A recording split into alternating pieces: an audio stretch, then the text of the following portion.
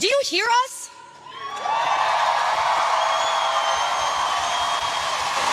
Harvard, do you hear us? Today, we are celebrated for what we know. In fact, for most of our lives, we've learned to feel a sense of accomplishment in the awards, accolades, and honors that line our childhood homes. How much we know and how we leveraged it got us far. It got us here. But today, I want to convince you of something counterintuitive that I've learned from the class of 2024. The power of not knowing. I grew up in the Great Plains of Nebraska, alongside cattle ranches and cornfields. As the eldest daughter of South Asian immigrants, I was the first in my family to attend college here in the US.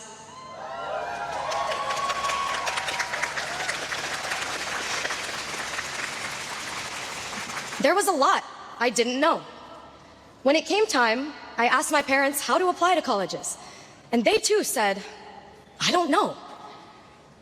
The words, I don't know, used to make me feel powerless, like there was no answer, and therefore no way, as if I was admitting defeat. From Nebraska to Harvard, I found myself redefining this feeling of not knowing. I discovered a newfound power in how much I didn't know. I didn't know a field called the history of science even existed, and I now find myself a graduate of the department. Here, for the first time in my life, I had a professor of color, a historian of science who taught me history is just as much about the stories we don't know as the stories we do. In the history of science, we often look for what is missing, what documents are not in the archives, and whose voices are not captured in history. I've learned silence is rarely empty, often loud. I've learned this not only in the classroom, but also from the class of 2024. In reflecting on our collective moments at Harvard, I've realized it's the moments of uncertainty from which something greater than we could have ever imagined grows. And our class has experienced more than our fair share of the unknown. In our first year, during COVID, we didn't have Annenberg to meet 100 people in an hour and walk out remembering 5 names. What did we do? Hefes became the new Annenberg, and we learned to connect differently, building quality over quantity in our friendships. In our sophomore year, Roe v. Wade was overturned, and there was, and still is, in many parts of the country, an omnipresent uncertainty in accessing reproductive health care.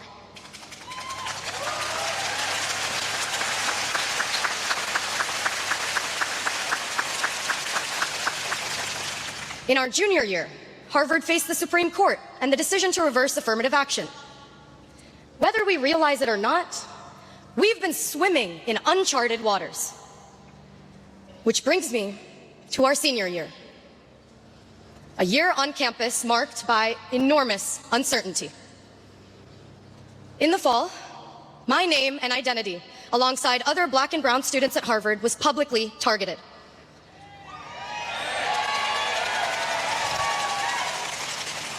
For many of us students of color, doxing left our jobs uncertain, our safety uncertain. This semester, our freedom of speech and our expressions of solidarity became punishable.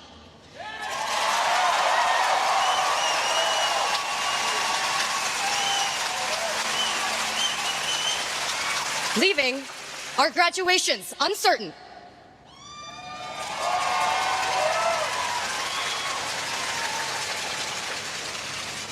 As I stand before you today, I must take a moment to recognize my peers, the 13 undergraduates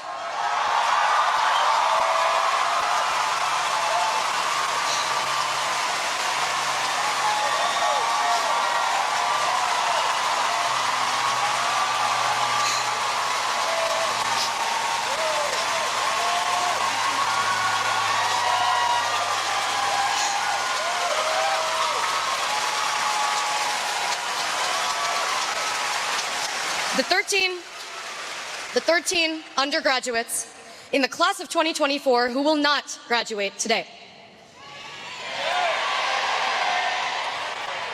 I am deeply disappointed by the intolerance for freedom of speech and the right to civil disobedience on campus.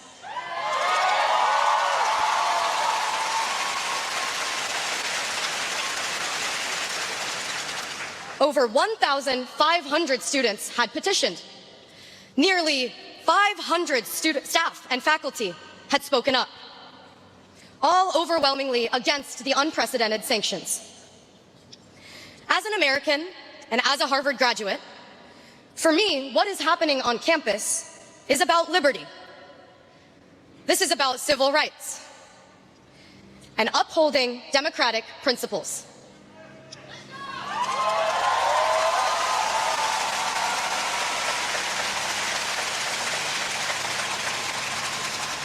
The students had spoken. The faculty had spoken.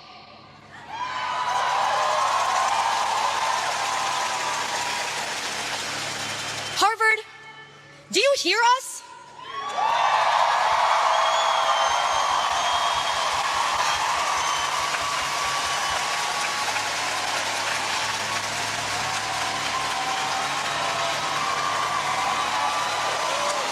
Harvard, do you hear us?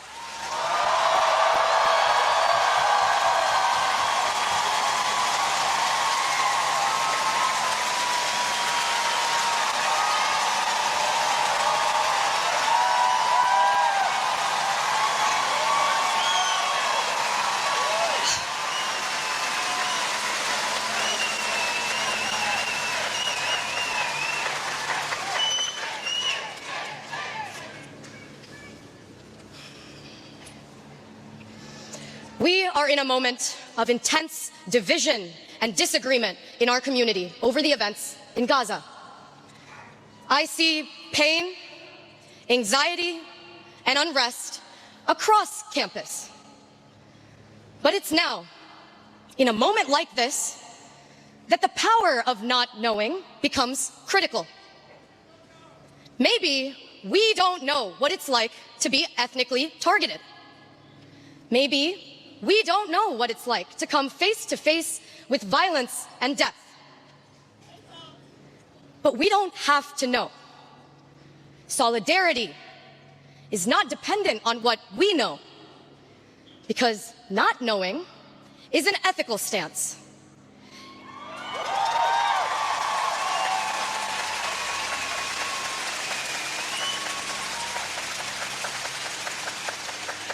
It creates space for empathy, humility, and a willingness to learn. I choose to say, I don't know, so I'm empowered to ask, to listen. I believe an important type of learning takes place, especially in moments of uncertainty, when we lean into conversations without assuming we have all the answers.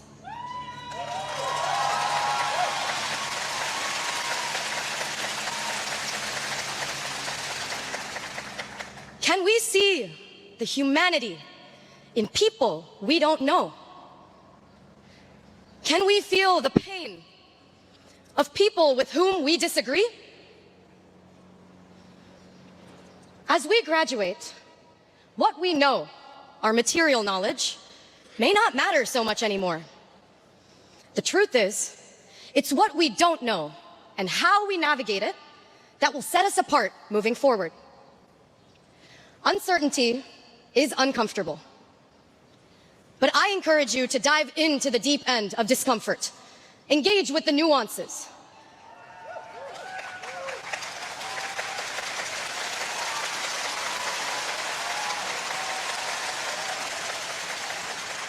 And bring with you a beginner's mind, an ethic of not knowing.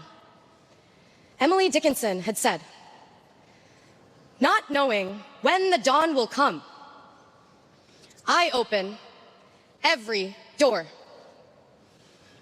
Thank you, and congratulations.